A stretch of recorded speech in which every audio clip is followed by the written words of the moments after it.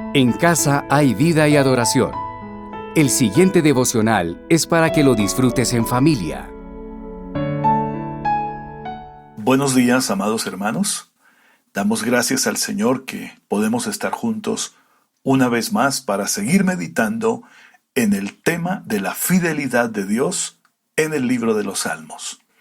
Hoy vamos a meditar en el Salmo 132. Hagamos una oración. Señor nuestro y Dios nuestro, queremos agradecerte por este hermoso día, por la vida que tú nos has dado y por tu presencia que habita en nuestro ser. Queremos aprender de tu palabra, enséñanos Espíritu Santo, y gracias porque nos permites estar juntos en el nombre de Cristo Jesús. Amén. Entonces dijimos que vamos a meditar en el Salmo 132. Este es otro de los salmos denominados cánticos graduales, cánticos que entonaban los peregrinos israelitas camino a Jerusalén, cuando ellos subían para celebrar las 3 fiestas judías, la Pascua, el Pentecostés y los tabernáculos. No sabemos con certeza quién es su autor, pero la mayoría de los eruditos bíblicos apuntan a que fue escrito por Salomón. Pero lo que sí está claro es que el Salmo se refiere a David. Vamos a ver entonces la enseñanza maravillosa que el Espíritu Santo nos dará a través de este Salmo. En primer lugar, leyendo los versículos 1 al 5, veremos acerca de la aflicción a la cual David hace mención y por qué está afligido. Leamos entonces. Acuérdate, oh Jehová, de David y de toda su aflicción, de cómo juró a Jehová y prometió al fuerte de Jacob: no entraré en la morada de mi casa, ni subiré sobre el lecho de mi estrado. No daré sueño a mis ojos, ni a mis párpados adormecimiento, hasta que haya lugar para Jehová, morada para el fuerte de Jacob. La aflicción a la cual David hace mención aquí se refiere a la angustia y afán por construirle a Dios una casa, un templo, una morada para Dios. Ya David había construido en este momento su palacio, su propia morada, donde él habitaría como el rey de Israel. Pero Dios no tenía aún su templo, el lugar donde el arca del pacto debería reposar. David había hecho juramento a Dios que le construiría un templo, donde Dios recibiría alabanza, adoración y la gloria que él merece. David estaba diciendo que no entraría a su casa, ni iría a su lecho, ni tampoco se permitiría dormir hasta que Dios tuviera su templo.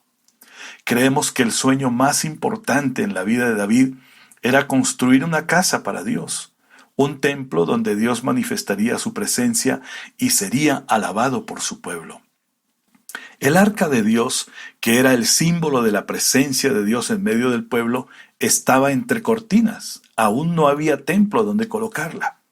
Según se narra en el segundo libro de Samuel, el capítulo 7, y en el primer libro de las Crónicas de los Reyes, capítulo 17, David habla con el profeta Natán de su deseo de construir para Dios un templo, una morada, donde depositar el arca del pacto, y cómo Dios le dice a través del profeta que nunca le permitiría a él construirle un templo, y en su lugar lo haría su hijo, quien le sucedería en el trono, el cual era Salomón.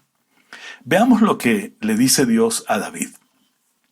En el segundo libro de Samuel, capítulo 7, versos 12 y 13. Y cuando tus días sean cumplidos y duermas con tus padres, yo levantaré después de ti a uno de tu linaje, el cual procederá de tus entrañas, y afirmaré su reino. Él edificará casa a mi nombre, y yo afirmaré para siempre el trono de su reino.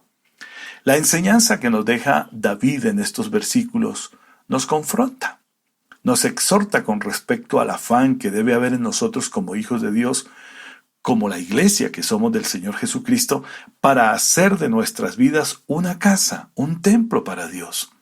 La Biblia dice que Dios hoy ya no habita en templos o casas hechas por nosotros los hombres.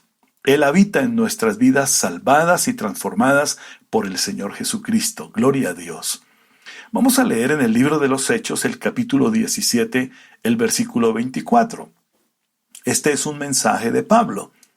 Él dice: el Dios que hizo el mundo y todas las cosas que en él hay, siendo Señor del cielo y de la tierra, no habita en templos hechos por manos humanas. Nosotros somos el templo del Espíritu de Dios. Dios habita en nosotros desde el día que conocimos al Padre y al Señor Jesucristo y fuimos rescatados por Dios. En la primera carta a los Corintios, el capítulo 6, versículos 19 y 20, dice así: ¿O ignoráis que vuestro cuerpo es templo del Espíritu Santo, el cual está en vosotros, el cual tenéis de Dios, y que no sois vuestros? Porque habéis sido comprados por precio. Glorificad pues a Dios en vuestro cuerpo y vuestro espíritu, los cuales son de Dios. También leamos en la segunda carta a los Corintios, capítulo 6, verso 16. ¿Y qué acuerdo hay entre el templo de Dios y los ídolos? Porque vosotros sois el templo del Dios viviente, como Dios dijo: habitaré y andaré entre ellos, y seré su Dios, y ellos serán mi pueblo. Nuestro afán debe ser siempre tener nuestras vidas consagradas a Dios y que sean el lugar de la morada de Dios, una casa limpia, libre de contaminación y suciedad, santificada cada día por el Espíritu Santo y la palabra de Dios. En segundo lugar, David hace mención a la condición de vida de los que sirven a Dios. Leyendo los versículos 8 al 10, encontramos esto. Levántate, oh Jehová, al lugar de tu reposo. Tú y el arca de tu poder, tus sacerdotes se vistan de justicia y se regocijen tus santos. Por amor de David tu siervo, no vuelvas de tu ungido el rostro. Asimismo vestiré de salvación a sus sacerdotes, y sus santos darán voces de júbilo. David insiste en que Dios debe tener un lugar donde habitar. Declara que los sacerdotes, los siervos de Dios, los que sirven en la casa de Dios, deben ser personas justas, honestas y santas. La santidad, la pureza y la justicia deben ser características de los que servimos a Dios, de los que ministramos en la casa de Dios. También nos indica que el gozo de Dios debe estar en nuestros corazones al servir a Dios. Todo lo que hacemos sirviendo al Señor Jesús debe ser hecho con regocijo, no con tristeza, ni tomarlo como una carga. Leamos el Salmo 102, versículo 2. Servid a Jehová con alegría, venid ante su presencia con regocijo. También le suplica a Dios que no se olvide de su siervo, su ungido. No está mal decirle a Dios que no se olvide de nosotros. Es como decirle: Señor mi Dios, cumple tus promesas y bendíceme. En tercer lugar, lo que viene ahora es la promesa que Dios le hizo a David. Versículos 11 y 12. En verdad juró Jehová a David, y no se retractará de ello. De tu descendencia pondré sobre tu trono, si tus hijos guardaren mi pacto y mi testimonio, que yo les enseñaré, sus hijos también se sentarán sobre tu trono para siempre. Esta promesa fue hecha por Dios a David. Siempre que sus hijos obedecieran y vivieran para la gloria de Dios, uno de ellos estaría por generaciones en el trono sobre Israel. Pero la promesa o profecía dada aquí no solo se refería a los hijos de David, sino que de él saldría el Mesías, el Cristo, quien reinaría para siempre.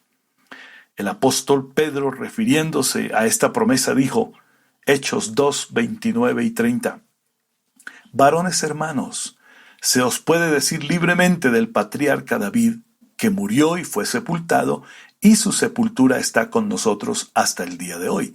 Pero siendo profeta, y sabiendo que con juramento Dios le había jurado que de su descendencia en cuanto a la carne levantaría al Cristo para que se sentase en su trono. Sí era muy importante para David que Dios le cumpliera la promesa con respecto a su descendencia, pero David estaba profetizando en su cántico u oración acerca del Mesías o Cristo, quien vendría y nos salvaría y se sentaría en su trono por los siglos de los siglos. Jesucristo es el Señor de señores y el Rey de reyes. Leamos en Apocalipsis 19, 16. Y en su vestidura y en su muslo tenía escrito este nombre: Rey de reyes y Señor de señores. Veamos lo que Pablo le recuerda a Timoteo con respecto a Cristo Jesús como Señor y Rey.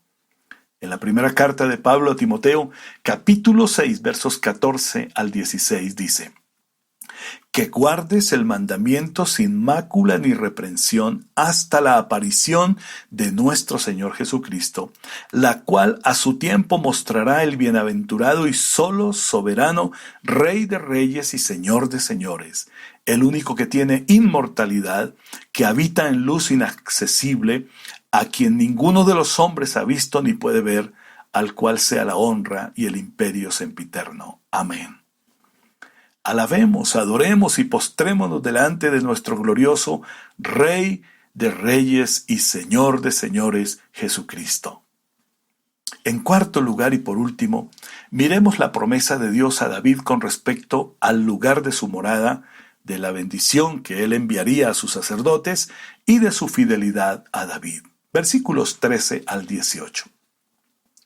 Porque Jehová ha elegido a Sión, la quiso por habitación para sí.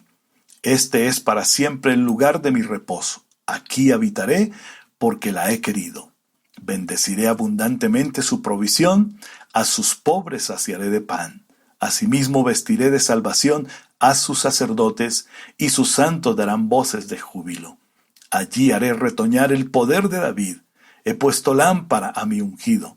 A sus enemigos vestiré de confusión, mas sobre él florecerá su corona. Hay varias cosas muy importantes aquí en estos versículos. Dice David que Dios eligió a Jerusalén como el lugar de su morada, la ciudad de los israelitas, el lugar de la presencia de Dios. Textualmente dice que Dios la eligió como el lugar de su reposo. Muy bien.